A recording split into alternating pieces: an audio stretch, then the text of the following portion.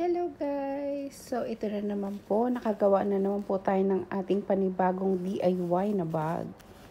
So ayan po, tahing kamay lang. Nilagyan ko po siya ng tela sa loob, tapos nilagyan ko po siya ng pampatigas dito nilagyan ko ng pampatigas. So ayan, tapos nilagyan ko din po siya nito. Ayan, sa mga retaso po ng aking mga. Then, ito pong handle na to, retaso lang din po nung aking jeans. So, ayan, meron na din po yung wallet dyan, my phone. So, ayan, kagawa na naman tayo. Ito po is short dress na ginawa kong bag.